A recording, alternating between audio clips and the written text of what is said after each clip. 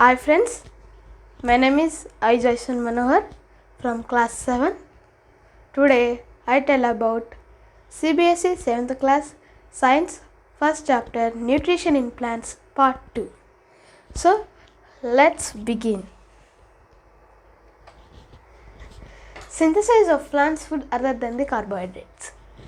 We have just learned that the plant synthesize carbohydrates through the process of photosynthesis. The carbohydrates are generated by the process of photosynthesis. The carbohydrates are made up of carbon, hydrogen and oxygen. These are used to synthesize other components of food such as proteins and fats. So these carbohydrates are used to make other components of food like proteins and fats. Recall that the nitrogen is present in the abundance in the gaseous form in the air. Do you know the nitrogen is rich in the atmosphere? The nitrogen percentage is 78%, oxygen percentage is 21%, and carbon dioxide and remaining gases are 1%. The carbon dioxide percentage is 0.03%.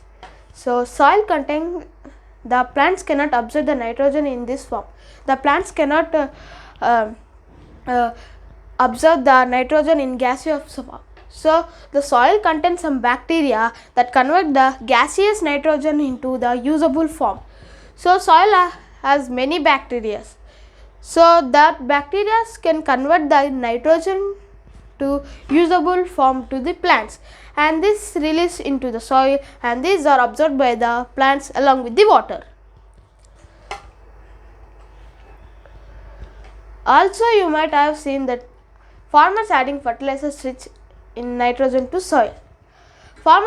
In the farming, the farmers are adding rich fertilizers to nitrogen to soil. The fertilizers are rich in nitrogen, so the nitrogen is adding to the soil, and plants take this nitrogen along with the water. Other mode of nutrition in plants. In part 1, I have told that there are so many nutritions, heterotrophic and autotrophic. So this is based on heterotrophic nutrition. There are some plants which do not have chlorophyll. The plants which cannot have chlorophyll, they cannot synthesize the food by themselves. So how they survive? How they derive nutrition? So like humans and such animals, these plants depend on the food products by other plants. So these plants are depend on other plants and arm to that plants. This is called a parasitic plant. This plant is called Kothakota. It does not have a chlorophyll and it climbs on the host plant. This yellow color structure is called Kothakota, and it climbs on the host plant.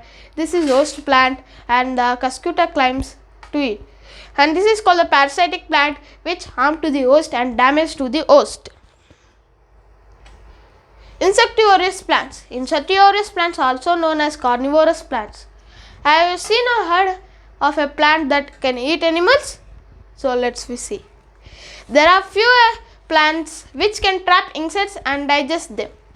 There are few plants which can trap the insects and digest them. So this is called the carnivorous plant or insectivorous plant. This is called a pitcher plant. It looks like a jar, and when the insects land into this jar, the lid in the top of this, there is a lid like structure. It will be closed and the digestive juices will be occurred and the insect will be digested.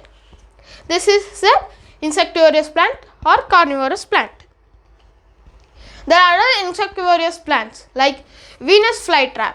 This plant is also carnivorous plant. When these leaves are opened and when the insects land in this, the leaf will be closed. So this also, when one insect lands in it, after 3 days it will open. So this is called Drosera. this Drosera is look like a beautiful. The insect will be attract, and when the insect lands in it, and it will rotate itself, and the digestive juices will be occurred, and the insect will be digested. So this is the part 2 is completed. And do you like this video? Please like, share and subscribe, and subscribe the Inspired Guide YouTube channel. Thank you. Have a nice day.